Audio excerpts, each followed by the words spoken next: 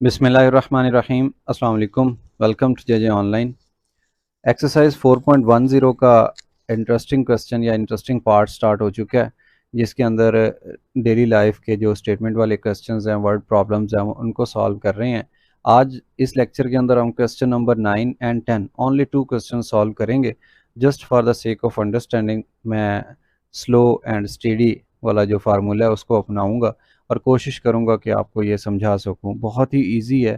Try to understand if you love math. अच्छा, अब देखिए क्वेश्चन नंबर 9 की स्टेटमेंट है कि a man sold his stock of eggs. एक आदमी है, वो अंडे बेच रहा है, ठीक है, फॉर रुपीज़ 240, 240 रुपये में वो अंडे बेच रहा है। अब हमें नहीं पता कि वो अंडे 40 हैं, 50 हैं, कितने हैं। तो हम क्या करेंगे, जिस चीज़ का नहीं पता होता उसको फ़र्ज़ कर लेते हैं। हम कहते हैं कि लेट वो एक्स डज़न या एक्स कोई नामालूम दर्जन है, वो बेच रहा है एक्स डज़न। कितने की? 240 रुपए की बेच रहा है, ठीक है। इफ़ ही हैड 2 डज़न मोर, यहाँ तक रुक जाइए। अगर वो 2 दर्जन और होती है तो फिर क्या हो जाएगा, एक्स प्लस 2 डज़न, ठीक हो गया।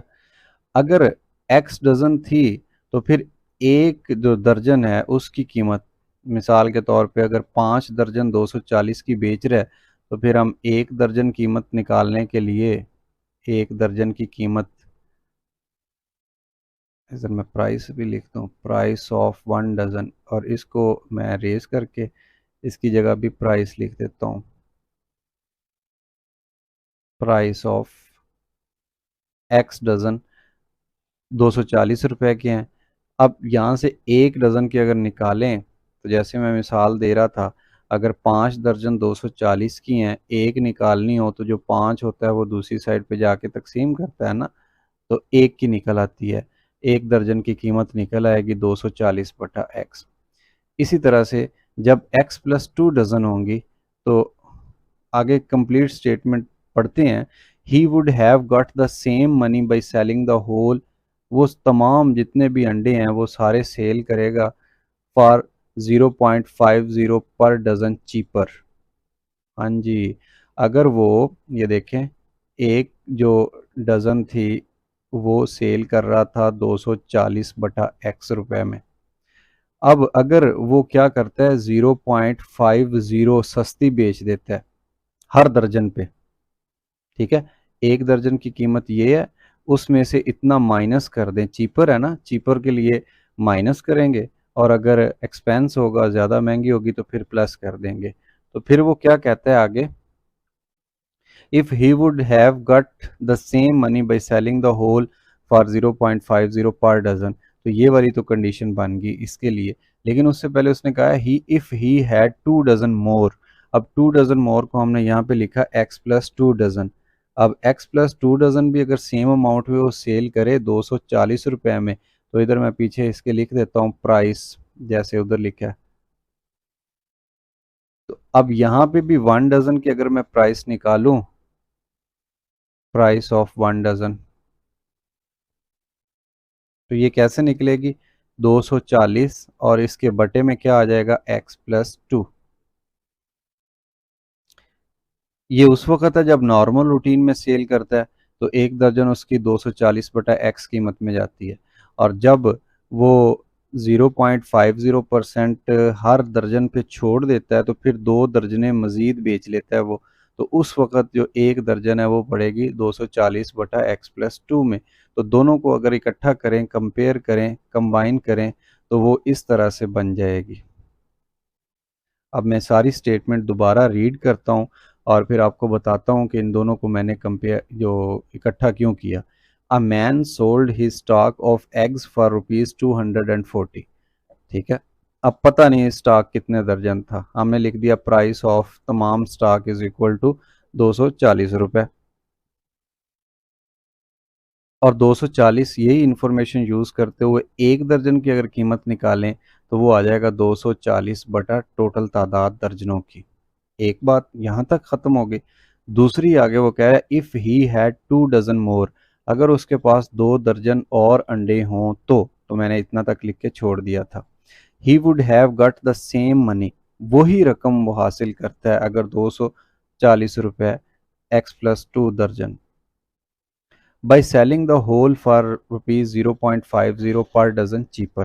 تو میں نے ادھر لکھ لیا کہ وہ وہی رقم ہے, مطلب ایک درجن پہ وہ 0.50 رعایت کر دیتا ہے, تو پھر بھی وہ 240 میں ہی سیل کرتا ہے, لیکن 2 درجن مزید سیل کر لیتا ہے, تو پھر یہ بن جائے گا ایکس پلس 2, دوسری سائڈ پہ جا کے ڈیوائیڈ کرے گا, دونوں کو اکٹھا کر دیا, تو یہ والی ایک سچویشن بن گئی ہے.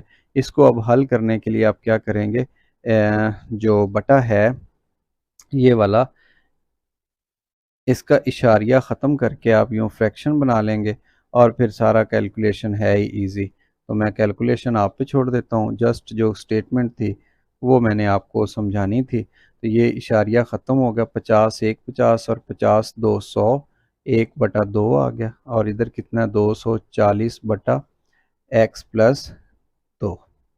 یہ بالکل ویسا ہی ہے جیسے اس سے پہلے والا جو کوسچن بھیڑوں والا تھا. آپ نے یہ کوسچن نمبر جو 7 8 والی ویڈیو ہے اس میں نے بتایا تھا کہ ایک کسان ہے, وہ 9,000 روپے کی بھیڑیں بیچتا ہے. اب ہمیں نہیں پتا کہ وہ کتنی بھیڑیں ہیں, ٹھیک ہے, تو اس کے لکھ لیا ہم نے پرائس آف ایکس شیپ 9,000. اب اگر ایک کی نکالنی ہوگی تو دوسری سائڈ پہ ایکس کو جا کے ڈیوائیڈ کریں گے, تو ایک تو یہاں تک کنڈیشن ہو گئی تھی. دوسری وہ کہہ رہا تھا کہ if he had paid 100 less for each, ہر بھیڑ کے اوپر وہ 100 روپیہ کم کر دیتا ہے, تو وہ یہ والی بن گئی تھی, ٹھیک ہے. تو پھر وہ he would have got 3 sheep more, تو پھر وہ 3 بھیڑیں مزید لے لیتا ہے. جو 3 sheep more تھی اس کو لکھا تھا ہم نے x plus 3, تو price of 1 sheep us case کے اندر بنے گی, یہاں پہ x بھی آتا ہے, 9,000 over x plus 3. دونوں کو جب اکٹھا کیا, ٹھیک ہے, دونوں سٹیٹمنٹس کو, تو یہ دیکھیں یہ ایک بھیڑ کی قیمت, اور اس کے اوپر بھی اس نے کیا کیا تھا, 100 روپیہ لیس کر دیا تھا, تو پھر اس نے 3 بھیڑیں مزید سیل کر دی تھی. ٹھیک ہو گیا. تو اس کی ہم نے ایک سٹیٹمنٹ بنا کے سالو کرنا سیکھا تھا. بالکل انہی سٹیپس کے اوپر یہ کوسچن ہم سالو کر رہے ہیں.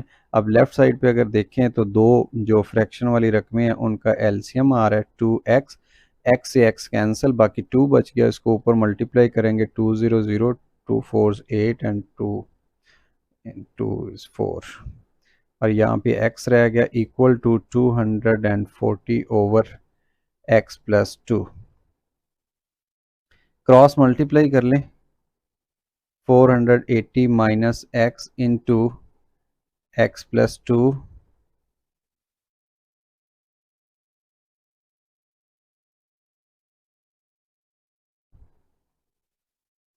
اب یہ والی جو چیز ہے انتہائی سمپل ہے, اس میں کوئی پرابلم والی بات ہے ہی نہیں, جسٹ آپ نے جو کیلکولیشنز ہیں وہ پرفارم کرنی ہے.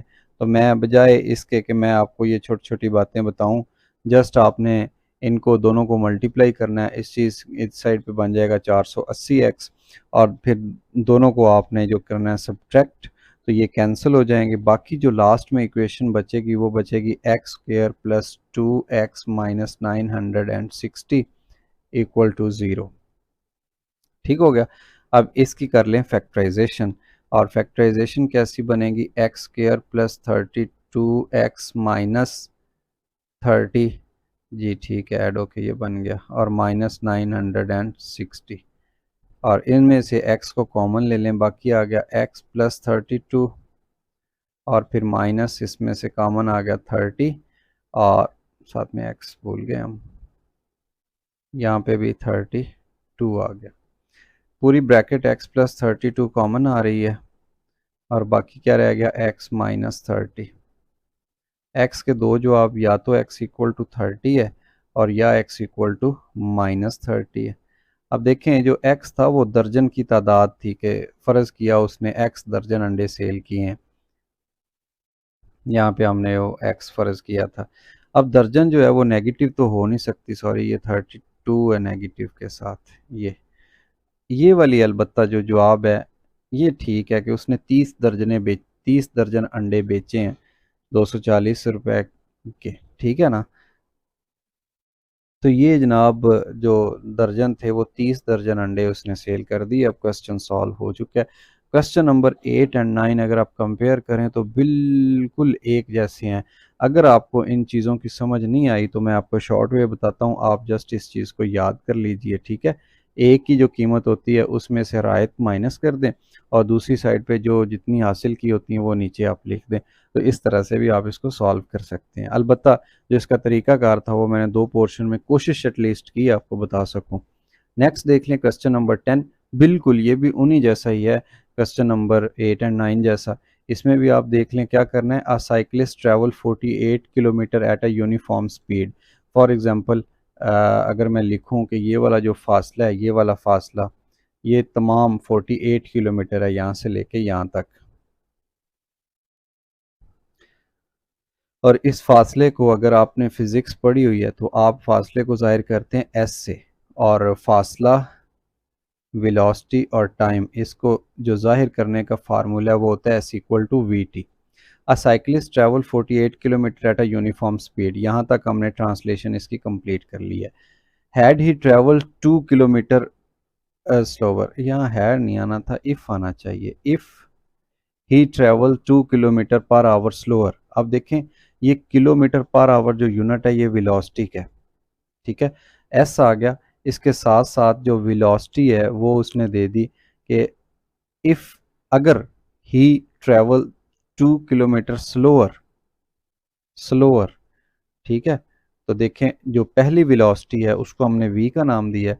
तो इस चीज़ को मैं पहले कंप्लीट कर लेता हूँ यहाँ तक, फिर बाद में हम इफ़ वाली कंडीशन की तरफ जाते हैं। ये बन गया था 48, s की जगह आ गया और साथ में आ गया vt। ये वो वाली इनिशियल वेलोसिटी कह लें आप, इनिशियल टाइम कह लें, ये वो वाला है। फिर दूसरी कंडीशन आ गई, if he travel 2 kilometre per hour slower. अगर उसकी जो वेलोसिटी है पहले v थी, अब क्या हो गया 2 किलोमीटर पर आवर इसमें से कम होगी, ऐसे पर आवर जो बाद वाली वेलोसिटी है, ठीक हो गया। v minus 2 kilometre per hour slower, he would have taken 2 hour more time. पहले वो टाइम t ले रहा था, अब 2 घंटे मजीद ले रहा है, तो जो पहले टाइम था उसके अंदर 2 घंटे ऐड कर दिए, 2 hours, to perform the journey. How long did he take to cover 48 kilometre. अब जबकि वो स्लो हो चुका है तो फिर वो कितना टाइम लेगा 48 किलोमीटर को पूरा करने के लिए। तो देखें एक तो ये था 48 equal to V T initial के लिए। अब देख लें 48 ही है टोटल उसका जो जर्नी, लेकिन जो वेलोसिटी है अब वेलोसिटी उसकी कम होके v-2 हो गई है, और जो टाइम है ये उसका बढ़ के t+2 हो चुका है according to statement of question. तो ये दो इक्वेशंस बन गई, equation number 1 and equation number 2। Equation number 1 से वैल्यू निकाल लें किसी एक चीज़ की, v की निकाल लें या t की निकाल लें। ये हमने पहले प्रैक्टिस की है 4.8 एक्सरसाइज के अंदर, कि एक लीनियर इक्वेशन होती है उसमें वैल्यू निकाल के आप दूसरी में पुट कर दें तो क्वेश्चन आपका सॉल्व हो जाया करता है। सो यहाँ से अगर मैं v या t की वैल्यू निकालूँ तो मैं यहाँ पे लिखूँगा कि जो इक्वेशन नंबर 1 है वहाँ से v की वैल्यू निकलेगी 48/t। आप चाहे तो t की निकाल लें। अब इसको आप क्या करें, पुट कर दें इक्वेशन नंबर 2 में। इक्वेशन नंबर 2 है, ये क्या इम्प्लाई कर रही है, ये इम्प्लाई कर रही है कि 48 इज़ इक्वल टू वी। अब v की जगह आ गया 48/t माइनस 2 इंटू t+2। अब इस चीज़ को भी आप दो ब्रैकेट्स की ज़रब है, बिल्कुल इसकी आप ज़रब परफॉर्म कर सकते हैं। तो बजाय इसके कि मैं इस पे टाइम वेस्ट करूं या टाइम, चलें क्वेश्चन हमने सिर्फ दो ही हल करने हैं, थोड़ा सा टाइम लगा ही देते हैं। फिर इस ब्रैकेट के अंदर देख लें कि ये टी आ रहा है, 48-2t बन जाएगा, ठीक है। इसका एलसीएम लिया ना इन दोनों का, इसके बटे में कुछ नहीं था तो टी आ गया, फिर एलसीएम को परफॉर्म नेक्स्ट किया तो ये आ गया 48-2t इंटू t+2। ये टी जो नीचे मल्टीप्लाई डिवाइड कर रहा है दोनों साइड पे, ये मल्टीप्लाई कर दे तो इधर आ जाएगा, और इधर रह गया 48 और साथ में -2 इंटू टी, और इधर आ गया t+2।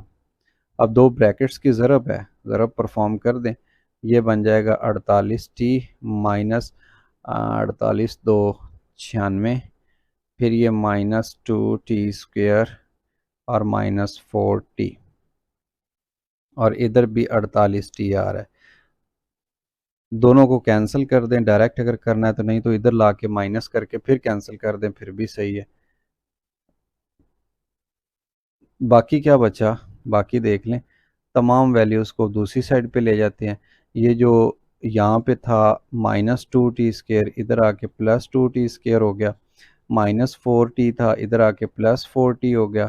اور جو -96 تھا اس سائڈ پہ +96 ہو گیا = 0. اب سب میں سے 2 کامن آ رہا ہے اور 2 کامن لے کے دوسری سائڈ پہ ختم کر دیں. اور یہ ایکسٹرا پتہ نہیں کیوں نشان بن جاتا ہے ساتھ. t² + 2t پلس اور یہ 48 اگین آ گیا = 0. دو سائڈ پہ جا کے ختم ہو جائے گا. اور یہ کوارڈریٹک ہے t، اس کو حل کر لیں گے. حل کرنے کے بعد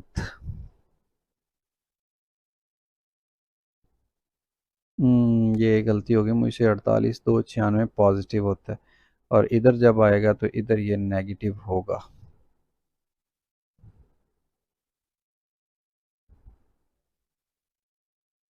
یہ چیز اور یہ ایکویشن بن گئی t² + 2t - 48 = 0.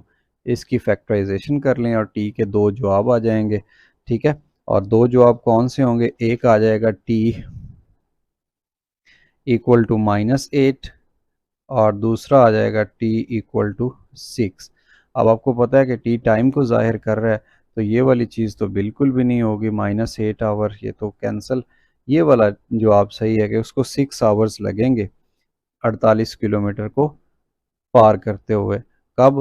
اگر اس کی جو سپیڈ ہے وہ 2 کلومیٹر پر آور سلو بھی ہو جاتی ہے تو. ایک دفعہ پھر میں ریوائز کروا دیتا ہوں. آج کے جو 2 کوسچنز ہم نے سالو کیے ان کے اندر کیا تھا؟ کوسچن نمبر جو 9 تھا یہ 8 کی طرز پہ تھا کہ ایک آدمی ہے وہ کچھ انڈے سیل کرتا ہے 240 روپے میں. اگر وہ یہ کرے، رعایت کر دے کہ ہر جو درجن ہے اس کے اوپر 0.50 وہ رعایت کر دے تو پھر وہ 2 درجن مزید سیل کر لیتا ہے.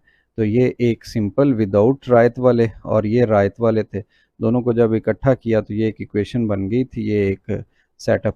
اس کو سالو کرنے کے بعد ایکس کے 2 جواب آئے اور ہم نے معلوم کر لیا کہ وہ 240 روپے میں 30 درجن انڈے سیل کرتا ہے.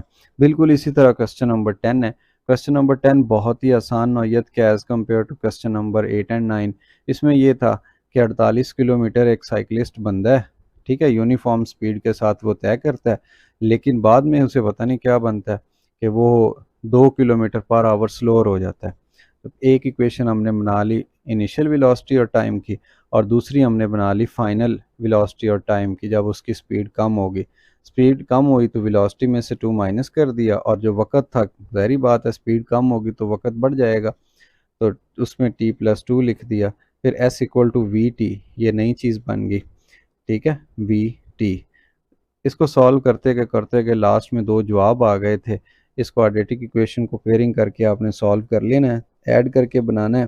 8 6 48، ایک 8 آتا ہے ایک 6 آتا ہے، اس میں سے -8 اور جمع کا 6 نکلا تو جمع کے جو 6 ہے یہ ہمارا جو سائیکلسٹ بھائی تھا وہ 6 گھنٹوں کے اندر 48 کلومیٹر کا جو فاصلہ ہے وہ طے کرتا ہے.